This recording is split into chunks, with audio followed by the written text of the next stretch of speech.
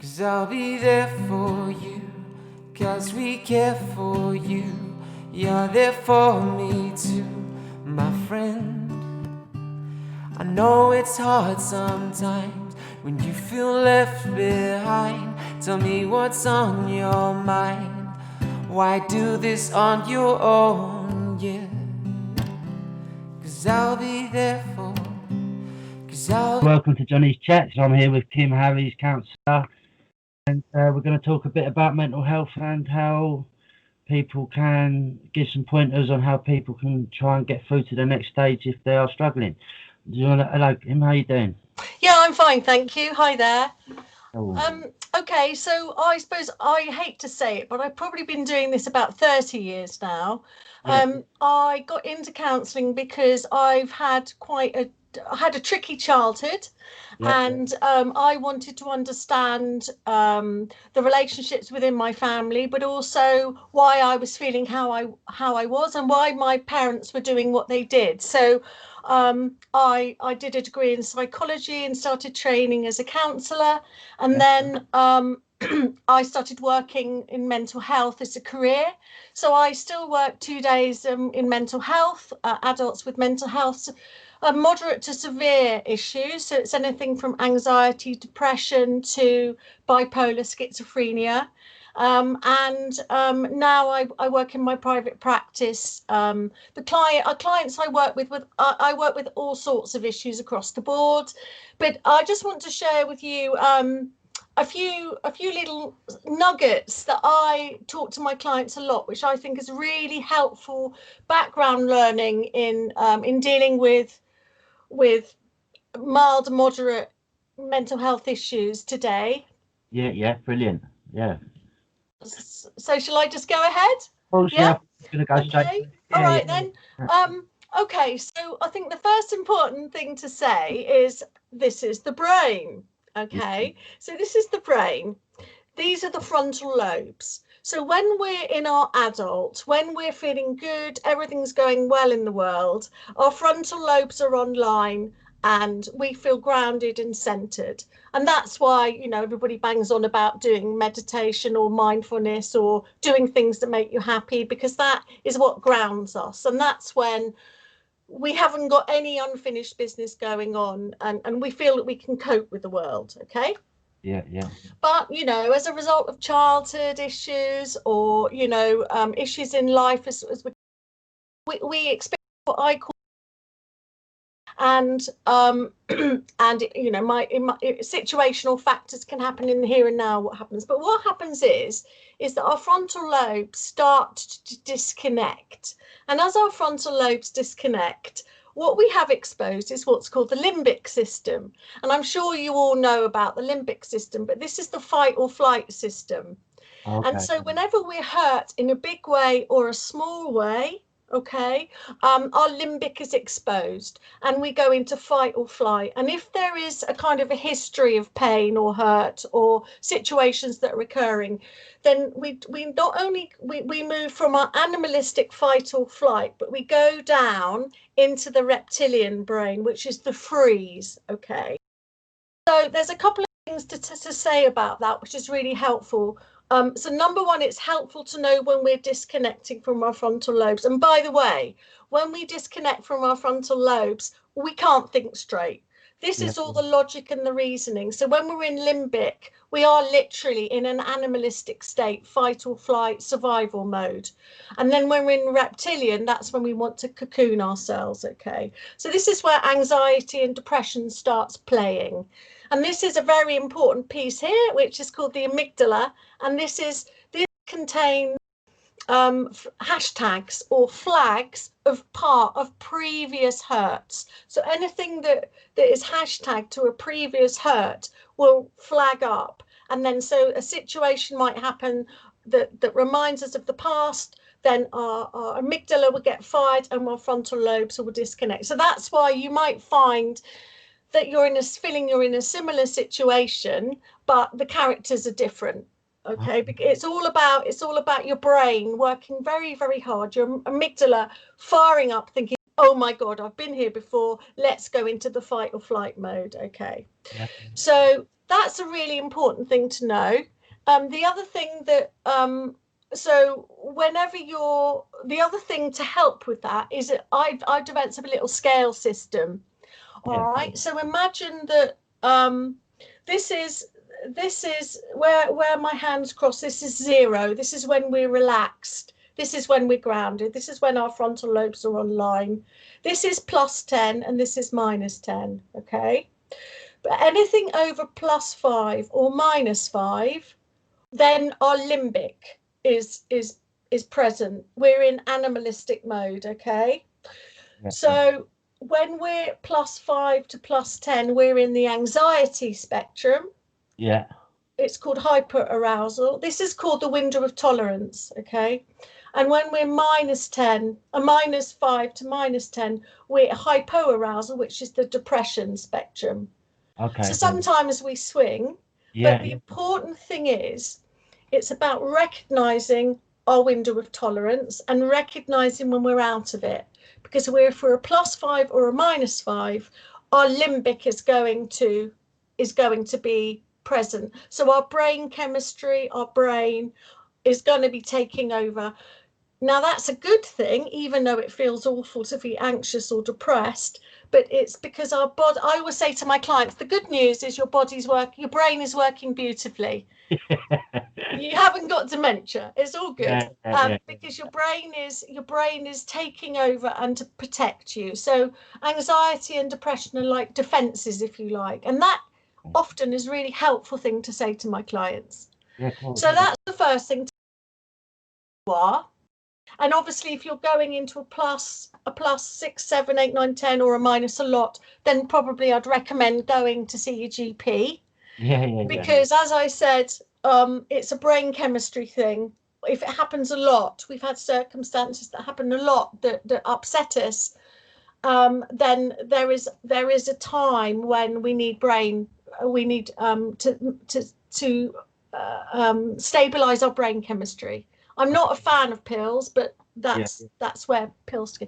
Now you might say to me, yeah, that's fine, Kim, but what can we do about the limbic? That's what I was going to come on. Is that what you're going to say? Right. Okay. Okay. So number one is recognize what the triggers are. There's always a trigger, and the trigger are. It's to do with our background. It's to do with circumstances. There'll be a trigger. There's always a trigger. So you can get yourself a notebook and you can just notice what the trigger is. So you can just start thinking to yourself, okay, I've got triggered. So start journaling, feeling when they get triggered. Start journaling. So the most important thing, often 3/4 of the way to self-help is recognizing what's happening to you. Okay. Right, so there's a trigger. But then there's 4 things that happen when we get triggered. All right. First one is we get triggered. Put it in your book. Third one is we have an emotional response. So again, it's about recognizing what your emotions are. So again, you can put it in your book. Okay, I'm feeling this, I'm feeling that, I'm feeling the other. The 4th thing, and then the second thing is that then triggers what we call core beliefs. And this is the bit that sets off the limbic, which is number 4. Number 4 is the limbic in the behavior. So I hope is that clear so far? Pretty much, yeah. All right, okay. So this is the trigger. This is the emotion. This is the limbic and the behavior. And this is the core belief. Now, this is really important.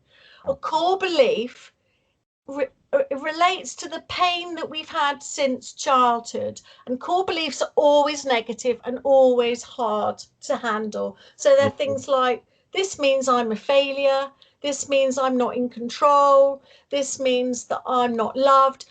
Whenever we're hurt, the core belief kicks off. So we start telling ourselves that we're rubbish in whatever shape or form, and that sets off the whole cycle of anxiety, of depression, because it's a combination of being triggered, how we feel, what we believe to be true about ourselves, and then the limbic. But then we've got the behavior, and the behavior might be, I go into an anxious state, I go into a depressed state, I withdraw and cocoon myself, or I start losing my temper, or I withdraw from people, or whatever. So it's really important in your book, if you can, note what's happening. Yeah. Does that make sense? So you know what's triggered, you know how you're feeling, you know what you're saying to yourself to make yourself feel rubbish, and you know what your behavior is. And then number 5, you can start making choices. Yeah. Okay. So, and this all helps to bring the frontal lobes down. Okay. So what brings the frontal lobes down is logic and reasoning and time to think and understanding what's happening. Okay, so when we understand what's triggering us and we make notes and we start getting more awareness of what our pattern is and how we behave and the fact that we're in our limbic and out of our window, we can then start tackling it. So techniques, journaling, write it down in your book, see if you can identify what the patterns are. What brings the frontal lobes down are things like anything practical, logical. So when we're depressed, what happens is we start ruminating. We start saying, I am rubbish, I am rubbish, I am rubbish. This proves I'm rubbish, this proves I'm rubbish. So you're in your limbic. So you've got to start giving your brain a break. So journaling helps, going out in the fresh air helps, distraction helps, anything practical. Going on the computer, dare I say, even computer games, but not for a long period of time. Anything where you have to use your concentration will turn off the emotions. Okay. Yeah. Another thing that I say to clients is, if you're worrying and you're feeling out of your window quite a lot, is to boundary your worries. So you can say to yourself things like, I'm going to worry on the hour or on the half hour. So you say, right, I'm not going to think about this until on the hour, and then for 5 minutes I'm going to journal how rubbish I'm feeling, and then I'm going to close my book, and then I'm not going to think about it again to the half hour. And so that gives your brain a break, it brings your frontal lobes down, and you get more and more grounded. Because when we're in our limbic, it's exhausting. Of course. Okay. So boundary worries, we know, and I know it's difficult to do relaxation mindfulness when we're in a state. Find it difficult to let go.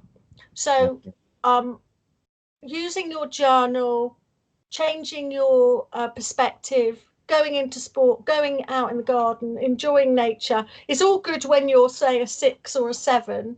But if you're an 8, 9, and 10, or -8, 9, or 10, you need something more. So a good thing is called the butterfly hug. Okay, explain that. What Right. So the butterfly hug.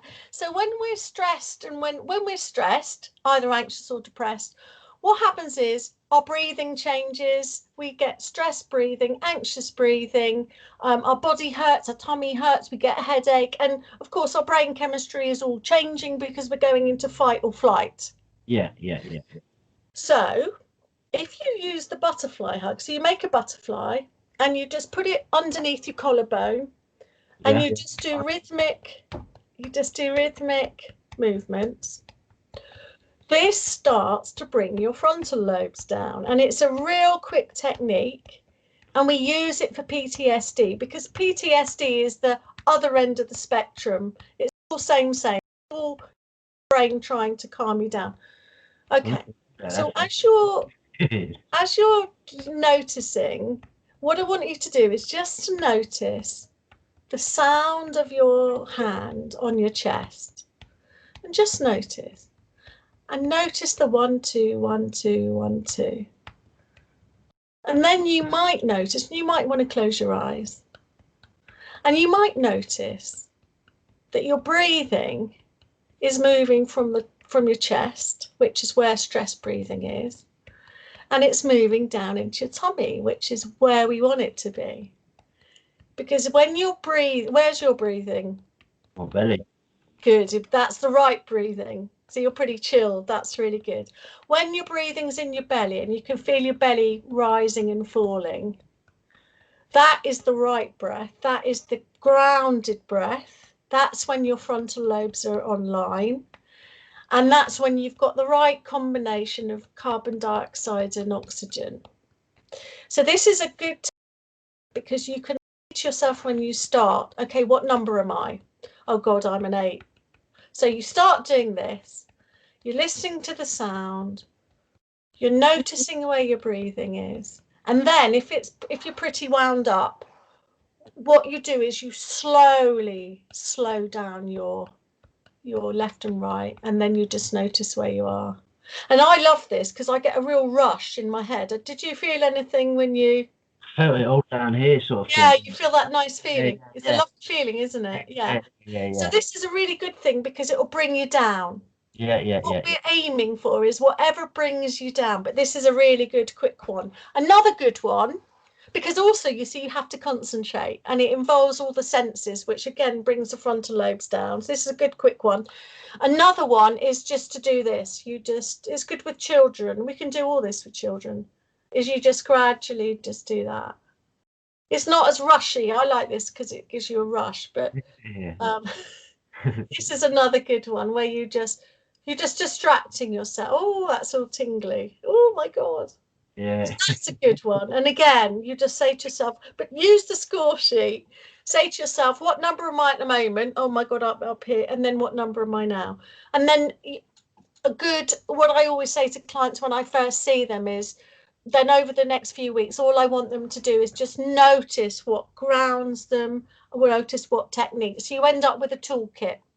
Yeah, brilliant. Yeah. So how is that helpful? It's very, very helpful. I think, well, just from doing the butterfly and noticing the benefits from it, I think that'll definitely help people. Like if they're starting feeling anxiety or anything like that, they can use these techniques. Definitely, yeah. There's something else I'd like to say, if that's all right. Yeah. Is I just want to explain a little bit more about anxiety and depression. Yeah. Right, so if you think that anxiety and depression, think of them in terms of defenses rather than, oh my God, I'm mentally ill, right? Yeah. Because actually, we've just been coping with stuff too long, and it's a shame that we're not taught in schools that it's normal to go into a limbic, all right? But we're not. We're told there's something wrong with us. So normalize it's really good. Okay, so anxiety is fear, and it's usually fear about the future. So we do lots of what if, right? So what with that anxiety? So, yeah. Yeah. And So, depression. sorry. Yeah, so that's when we're ruminating. So that's why being in the now, doing the butterfly hug has helped because you're in the now. Because now, actually, I think I'm fine. I'm just worried sick about next week, you know. Yeah. And then with depression, it can be many things. It can be, and this is helpful to see if you can identify. Depression is a cocooning or a protection, okay, when we go into depression. Now, it can be a depletion of energy. Yeah. So a good question is, how much energy have I got out of 10? Yeah. If you've got 1 or 2, then you're knackered. You need to rest. Yeah. And people often confuse depression with depletion. Okay. Yeah. And another thing is depression could be a suppression of the self or a depression of the self. So it could be that we're not allowing ourselves to be who we want to be because of situations or relationships. So that's something to be explored in counselling. Yeah. Another one can be when we box difficult feelings and we don't want to acknowledge difficult feelings, so we're suppressing stuff that keeps on popping out all over the place. So it's about, what am I suppressing? It might be loss, it could be grief, loss, quite often. And of course depression is a defense because there is something to defend, and so it's going to be difficult feelings like loss, like grief, or it's going to be anger or resentment. Okay. Yeah. Yeah. So Yeah. we hold anger and resentment, and we kind of hold it in. So if you're feeling depressed, try and work out what feelings am I boxing or depressing, and that can be helpful. Yeah, so it's yeah, very insightful. So that's almost giving people the tools that they can do the work themselves, and then if Yes. so they can reach out to people like yourself for Yeah. support and talk through it, sort of thing. Yeah, brilliant. Yeah, there's a really good website. I haven't got the whole. I should have had it, shouldn't I? Sorry. It's called Yeah, getselfhelp.org. get That's got. Have you seen that? I haven't. No, no, I'll no. just quick. You can look that up. Do Yeah, you do links at the end? I will. Yeah, I will do. Yeah, yeah, yeah. I can send it to you. There's two more good apps. I know we all know about the Calm app, but you've got to pay for it. We know about Headspace, but there's two more good apps: CBTI app and PTSD app. They've got really good tools and techniques, and then they're free. So I can send you that information to link if you Yeah, want. fantastic. Yeah, I'll put it in the bio when I publish it. Put it online, sort of thing. But And also just to remember that it's part of the human condition, and yeah, that even when we're having a really bad day, yeah. there will be peaks and troughs. Of course, it's the When right. we're feeling rubbish, we tend to see everything through these goggles, Yeah, but actually, if we are feeling bad, it's because our psyche is saying something needs to change, of course. usually. Because that's an interesting point because that's what I do believe that as well, and I believe it as we're all part and parcel of the same collective. So where there's more and more people starting to come down with anxiety and depression and stuff like that, especially with everything that's going on. Yes.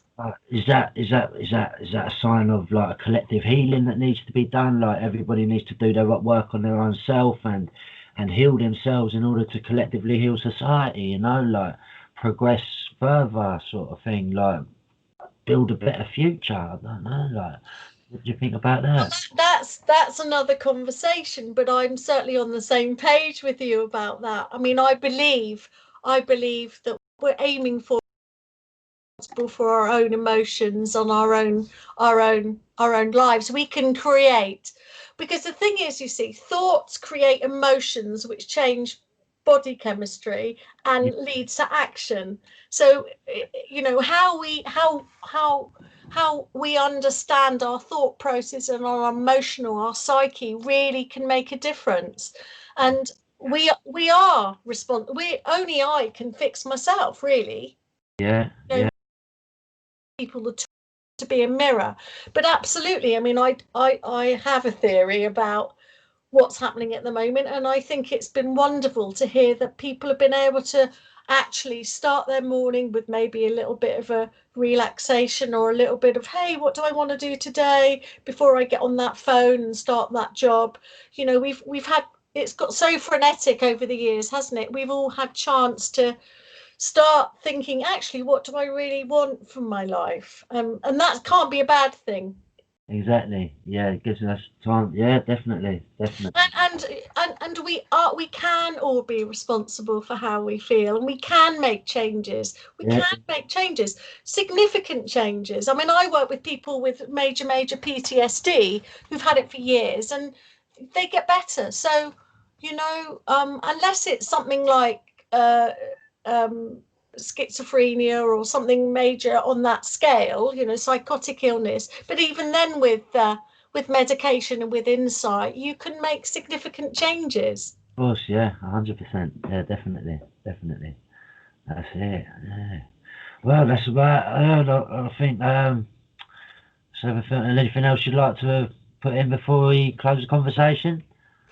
I feel like I've just probably be repeating myself. I'm happy to elaborate on anything at any other time if you want me to, but um, I think those are the tools. Just kind of recognize Yeah. where you are in terms of your window, and try and work out what the triggers are, and try and work out what you really feel and what you really want. Yeah, good pearls of wisdom. And know that you can be in the driving seat. Exactly. Yeah, that's it. Give people the encouragement to take control of their lives. Yeah. Yeah. 100%. Well, thank you very much, Kim. It's been an absolute pleasure having you on. Well, thanks for asking me to be a guest. That's all right. And yeah, well, I'll be in touch, and I'll close the conversation now. Okay. Good luck, everybody. 'Cause I'll be there for you, 'cause we care for you. You're there for me too, my friend. I know it's hard sometimes when you feel left behind. Tell me what's on your mind. Why do this on your own? Yeah. 'Cause I'll be there for you, my friend. 'Cause I'll be there for you, 'cause you're there for me too. Oh yeah, there for you in the end.